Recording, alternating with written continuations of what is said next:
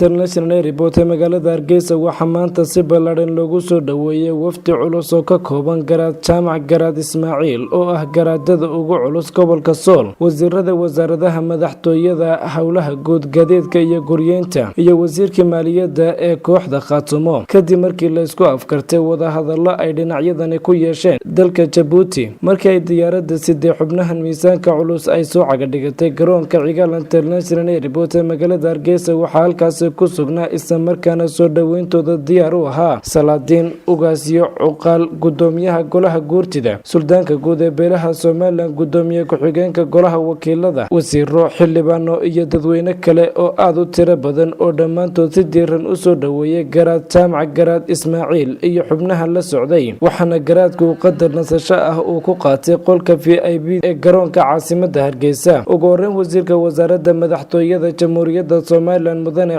علي حاجي حسن وقولك VIP ذا مدارك عاصمة هرقيسة كلها ذي بهذا ورباهنتا وحاول شيء إن وذا هذا القاتل لبعش كذب أي أسكو أفكرتين حبناها الميزان كعلوس إن أي دل كذب ووضع اللابتان وحنا وزيرك وزارة مدحتوية جمهورية سومالان أوتي المامي إن سومالان دنيه ذا يكو حلسو كنا دميستان وذا هذا إسو التناسل وحنا وشيء إن قرات جامع إيو حبناها وهلنا يا يكوسو اللابتين دل كودي إيو عيدو دي إسكو قال يانا waxaa yiri waxaan wada soconay garaad Ismaaciil iyo ninkii uu ahaa wasiirka Khaatumo qoladii la baxday oo isaguna wasiirka maaliyadda uu ahaa oo runtii niman muhiim u ah qarankana muhiim u ahaa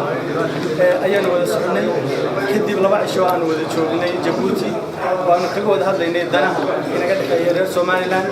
islana waafaqnay inaan soo raacno halka wada nimaadno aad iyo aad baan garaadka iyo intii ka shaqaysay iyo intii aan ku wada soconay ugu mahadinaya odayaasha ugu horeeyo gudoomiye guurtiga hadday yihiin xubnaha Salaadiinta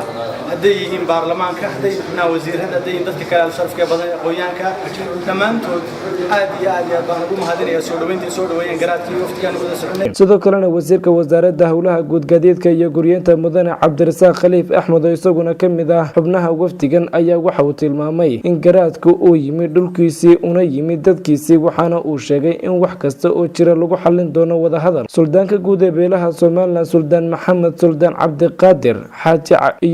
عبد الكريم حسين salaadiin kale oo iyaguna halkaasi ka hadlay ayaa waxay si isku mid ah u soo dhaweeyeen garaad jaamac garaad Ismaaciil iyagoo sidoo kalena si isku mid ah digniina ugu diray maamul goboleedka Puntland iyo madaxweyne Gaas gudoomiyaha golaha guurtida Soomaaliland oo isaguna halkaasi gudoomiyaha golaha guurtida Soomaaliland mudane Salabaan Maxamuud Aadan oo isaguna halkaasi ka hadlay waxa uu soo dhaweeyay garaadka iyo xubnaha la socday waxaana uu yiri muuqaal keedu baa baabayir kala baqnaa ee waad joogtaa walba waa soo dhaweeyay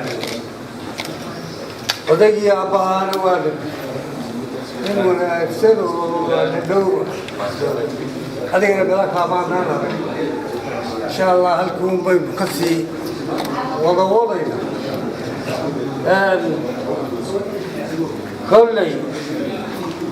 hawlo badan oo deynoo wada yaallo waad ka qaybgalaysaan waa ay jiraan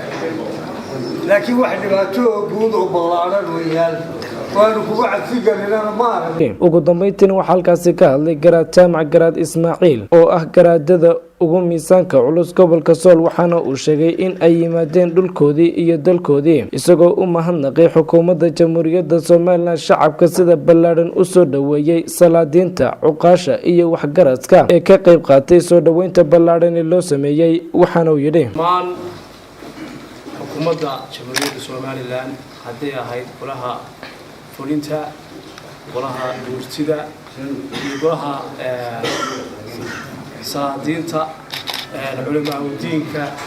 saxaafadda dhammaantiin shacabweynaha reer Soomaaliland